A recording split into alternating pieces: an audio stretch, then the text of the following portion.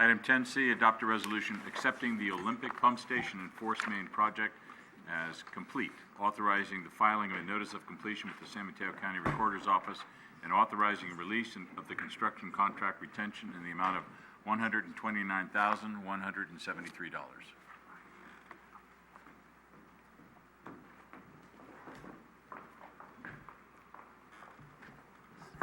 Sorry.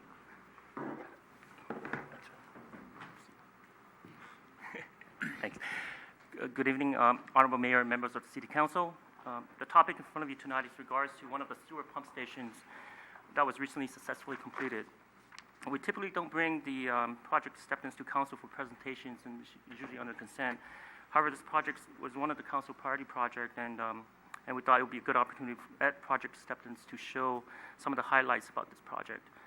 The city has a total of 6 pump stations, which staff maintains and operates, and this project is the first sewer pump station improvement which was rebuilt from the ground up. Staff is proud of the project, and it has tremendously improved the reliability of their operations and visual impacts to the neighborhood. The Olympic Pump Station is located at 2540 Olympic Drive, shown on the red square there, within the northwestern part of the city, near the city limits of South San Francisco. The pump station collects wastewater from about 470 residents within the vicinity. It's shown in the shaded area there on the slide. And the scope of work for this project includes replacement of the pump station and force main, which is a pressurized pipeline that moves wastewater by pumping. And the force main terminates, as you can see it on the slide, at the near the intersection of Oakmont and Evergreen Drive, then becomes gravity flow from there on. So why was there a need to replace the facility? The original pump station and force main, they were built in 1961 and has never been replaced. And since 2005, the city has encountered sanitary sewer overflows and at the pump station and 2 breaks at the force main. And the pump station is old and in decrepit condition and require constant repair and maintenance by staff. And the original pump station design had a separate wet well and dry well chambers. The pumps were located in the dry well chambers below ground, and when maintenance or repair is required, staff needs to descend into the dry well chamber to access the pumps. And the depth of the dry well was approximately 20 feet deep.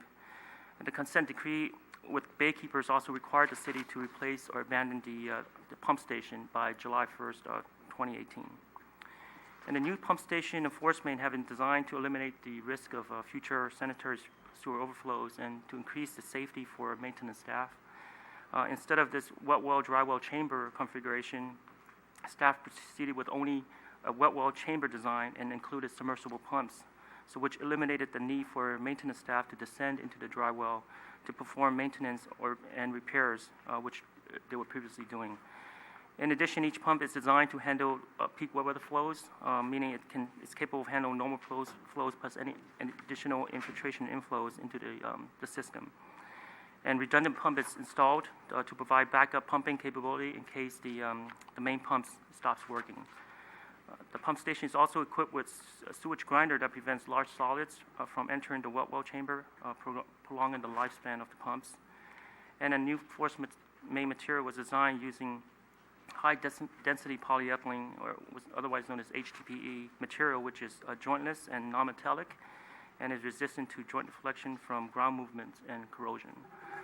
In addition, the pump station was designed to be visually compatible with the neighborhood. So just going to go through some of the pictures of the pump station and the work that happened. So this is a picture of the old pump station. There's a garage-type structure with the flat roof and a chain link fence that was around the structure. And then the wet well is just in front of the garage structure in the driveway. Here's a picture of the dry well and the pumps that are below at the bottom. And there are 2 pumps there. And there's pipes coming from the near the stairs, which is the gravity pipeline, and the force mains on the opposite side of the pumps. Here's the construction of the force main. And as mentioned earlier, this material is made out of HDPE. Each section comes in about 40-foot lengths, and these joints are fused together using a fusion machine. And the advantage of, again, this doesn't have any rubber gasket joints and has the flexibility to move if there's any seismic activities. The slide shows the beginning process with the demolition of the building and the pump station structure. And this picture shows the depth and size of the new wet well chamber. As you can see, the excavation has already taken place, and then the shoring has been placed around the perimeter.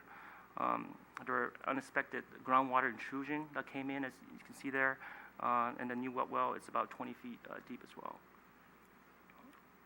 And it's a picture that shows how the staff and the contractor work together to mitigate the groundwater intrusion at the bottom of the wet well. It's the picture showing the wet well, the forming of the wet well at the beginning stage. Here's a bunch of rebars for the wet well. There's quite a bit of rebars that was used on this project. As you can see, so it's pretty extensive. The above ground piping that shows the force main. There are two pipes coming from the ground towards the back of the picture. That's connected to each pump, and then the force main. And there's a new flow meter that's installed to allow the staff to measure the amount of flow that's going out of the facility. Here's the beginning of the building foundation. The wet well structure, as you can see, is sort of adjacent to the concrete structure that's already been built there. And the construction of the new building is a masonry structure that's going up there. So overall, the project was completed under budget and on schedule. And the project is funded through the wastewater enterprise funds and paid from the sewer fees collected, from the residents in our city. The city allocated a contingency budget of $350,000, and 5 change orders were issued for a total amount of $289,000, which was less than the budgeted amount. The change orders were for the dewatering, for the groundwater intrusion, and some larger retaining wall and additional concrete, the paving and trench work that needs to be done. And overall budget allocated for this project was $3.5 million, and staff completed the project with $3.2 million and leaving about $300,000 in savings. In addition to the pump station, the roadway was resurfaced along the entire force main alignment as well. Overall, it was a successful project, and the city didn't get, any emails or phone calls from people coming to the counters complaining about the noise or construction about the project. But in fact, staff received various compliments from surrounding neighbors. They actually liked, here's the new pump station. So they actually liked the color of the building and the style and the color. Actually, were impressed with the brick that was being used for accent. They also liked the porch lights, actually. That was one of the many compliments that the residents came by and talked to Wing about and asked where we actually purchased the porch lights because they wanted to place it in their homes too. So next month, staff anticipate bringing the council to award construction of a sewer pump station project, which is the Spyglass pump station and force main replacement project. And staff also has requested for proposals, and it's for design, engineering firms for 2 other pump station projects, and those are Crestmore and Lomita pump stations. And the award for the design contract will be brought to council in August. So I'd like to also acknowledge Wing Wong, who's sitting here next to me, and who was a project manager on this project, and Dennis Bosch there as well, who's the wastewater service manager. Both of them have been instrumental in overseeing the success of this project through the design and the construction phase. So this concludes my presentation, and we'll be happy to answer any questions. Great. Any questions for Jimmy? Through the chair. Marty? In the design, how many soil borings did they take to determine where the how the ground was down at that lower level of that wet well? Vice Mayor Medina, the exact number of soil borings I can tell you, but we did take soil borings at the site, but we did not go deep enough to locate, to see any evidence of groundwater. So this groundwater intrusion really came as a surprise to us, and at the depth of 20 feet. Okay. And was the street totally repaved? I was on both sides wherever the HDP line was installed. Okay. The sewer main runs along Olympic Drive and then up Oakmont. And the section on Oakmont was slurry sealed after the open trench Okay. construction. The section on Olympic Drive is a completely mill and pave. Oh, excellent. Yeah. Thank you. Anyone else? Irene? Thank you. I just want to say I appreciate the pictures in particular and the presentation. I think it's important that the council, we award these construction bids, and then after a while, we kind of forget what's going on and where all that money goes. I think it's important that the residents realize how much anything like this costs. You look at it, you go, $3 million, but that's what it costs. So thank you very much. Anyone else? Or action on this item? I'll introduce resolution.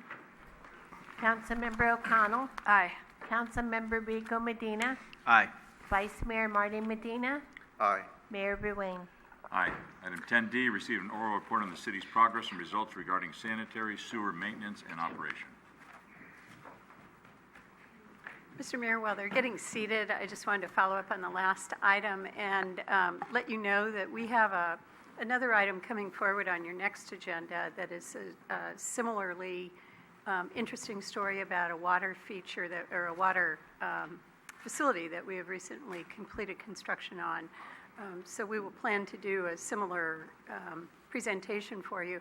But I also wanted to let you know that those two projects, water tank number 3, the Olympic pump station, and now the relatively long ago completed college water pump station, have all been completed within the last several months, and we'll be asking you soon to identify a date when we can take a little tour around the city and dedicate those facilities that we're very proud of.